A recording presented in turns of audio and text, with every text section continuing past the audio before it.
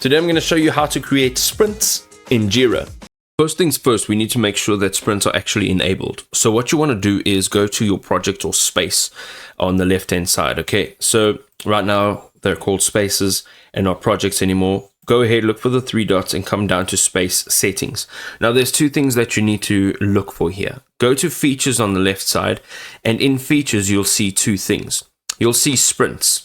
Now I'm going to turn sprints off, and the other thing you need to look at is backlog, because the sprints actually come directly from your backlog. So let's turn backlog off. Now the reason I'm doing this is because if you go to sprints and you can't click it on or off, basically what you need to do is you need to turn on backlog. So when you first get in here, if it's off by default, make sure that you're going up, turning on backlog, go back down, go to sprints, turn it on, and it will now be available. Let's go back out and let's go to our project over here, or our space, and you'll see in the top over here with this view banner, you'll see now backlog. If it's not here, you can click on the plus button, you'll be able to find it here.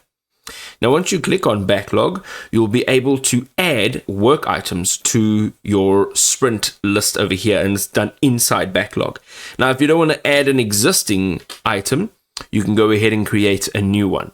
Now creating a new one literally means you're going to describe what needs to be done or generate work items from either Confluence, Loom, or an image. Okay, then you're going to go ahead, change the due date, assign somebody to it, and click on create. Now if you want to just add an existing item, go ahead, click down, drag it, and boom, your item is in there. Now you have created a sprint within Jira.